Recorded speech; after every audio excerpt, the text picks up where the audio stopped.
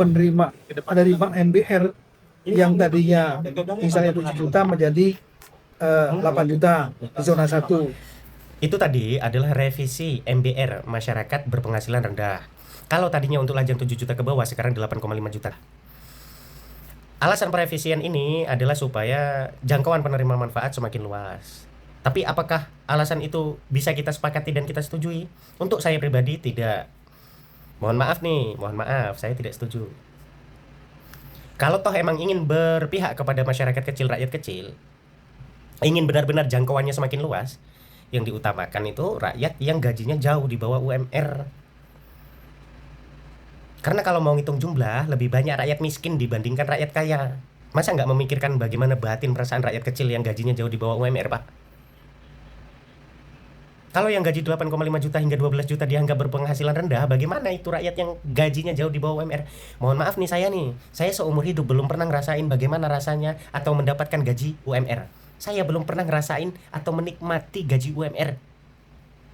Seperti apa? Saya belum pernah menikmati gaji UMR seumur hidup, walaupun sekali. Belum pernah saya merasakan gaji UMR seperti apa. Kok ujuk-ujuk muncul pernyataan penghasilan 8,5 juta, penghasilan 12 juta dianggap masyarakat berpenghasilan rendah. Wow. Jadi mohon maaf ya Pak ya, mohon maaf nih. Kita tahu harga rumah itu di zona satunya adalah 166 juta dan DP itu 1%, rumah subsidi itu ya. DP-nya adalah 1%. Artinya untuk DP sendiri adalah 1,6 juta DP ya. Oke. Mohon maaf. Misalkan saya sebagai contoh, gaji saya 1,5 juta per bulan. Untuk mendapatkan 18 juta itu butuh 12 bulan, Pak. Butuh 12 bulan. Iya, kalau bisa dikumpulin 100% setiap bulannya, nggak akan bisa. Ngumpulin 1/4%-nya aja ngas-ngasan gitu loh Pak, sesak napas ya. Nah, kemudian orang yang gajinya saya tadi contoh ya. Saya yang gaji 1,5 juta untuk bisa DP rumah itu membutuhkan waktu 2 bulan. Membutuhkan waktu 2 bulan, Pak, untuk bisa DP rumah ini. 1,6 juta. Nah, setelah 2 bulan ini terkumpulkan DP kan? Ya 1,6 juta untuk DP cash. Tek. Nah, selesai. Sisa 1.400.000. Tapi apakah 1.400.000 ini di tangan? Habis di tangan untuk memenuhi kebutuhan selanjutnya? Tidak. 1,4 juta ini untuk menyelesaikan permasalahan urusan prosedur-prosedur administrasi yang dibutuhkan selama proses penyelesaian pembayaran DP. Jadi, gaji 2 bulan itu selesai untuk urusan rumah saja. Belum ditinggalin tuh. Nah, oke, setelah selesai urusan DP, maka setiap bulan kita mengangsur. Angsurannya sebesar 1.200.000. Kita bulatkan saja 1.200.000. Selama 20 tahun. Ada yang mengatakan 15 tahun ya. Selama 20 tahun.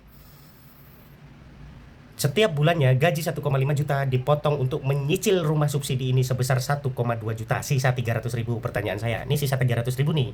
Pertanyaan saya, mau makan apa? Apakah si lajang ini, si bujang ini bisa menikah? Mampu untuk menikah? Mampu menikmati hidup? Sempat untuk liburan? Sempat untuk membahagiakan keluarga? Nggak sempat. Lebaran aja paling cuma nyemil roti kongguan. Minumnya sirup ABC, itu pun THR. Boro-boro mau naik haji. Dan kesulitan itu terjadi setiap bulan. Sisa 300.000.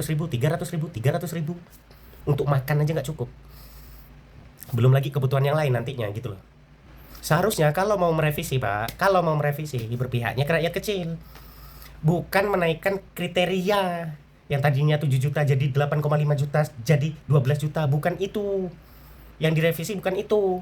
Tapi harga rumah itu yang diturunkan. Misalkan 166 juta gitu, diturunkan harganya. Jadi berapa gitu, kayak 100 juta atau 80 juta kan. Nah itu baru berpihak ke rakyat kecil.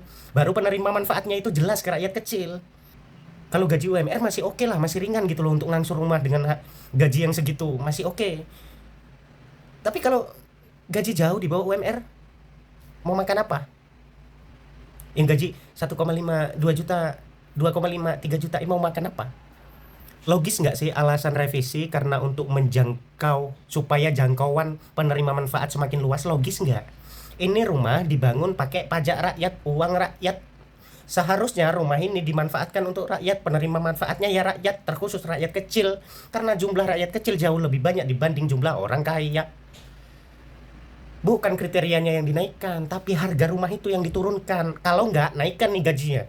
Naikkan gaji-gaji rakyat kecil. Gitu loh. Baru berpihak kepada rakyat. Saya bukan marah, saya mengoreksi. Ini nggak berpihak kepada rakyat kecil. Masa gaji jauh di bawah UMR terus bayar cicilan tiap bulan, habis itu sesak napas, ah? Nggak panjang umur, Pak. Angsurannya tenornya juga lama. Bayangin nih yang bujang-bujang gadis ini, bayangin ketika ngangsur rumah belum sempat lunas ini rumah, yang misalkan bujang gadisnya umur 30 tahunan ke atas belum sempat lunas ini rumah udah almarhum duluan. Boro-boro mau menikmati isi dunia yang lainnya. Boro-boro mau nyenengin diri sendiri. Saya bisa ngoreksi kayak gini karena saya berminat. Tapi ketika naik kelasnya, kemudian harganya pun nggak diturun-turunin, segitu-segitu aja, 166 juta. Bahkan belum lagi zona 2, zona 3, zona 4 itu harganya kan naudzubillah min dzalik itu. Kalau alasannya sih ya, kenapa sih kriterianya dinaikkan 8,5 juta sampai 12 juta? Karena alasannya orang gaji segitu belum mampu atau masih tidak mampu membeli rumah komersil. Alasan macam apa pula? Gaji 12 juta kalau saya mah udah bikin usaha. Habis itu beli rumah, apa yang nggak mampu? Hidup berakal mati beriman aja, itu seharusnya. Tapi wallahu a'lam bishawab. Salam sehat, salam sejahtera, salam NKRI Merdeka. Assalamualaikum.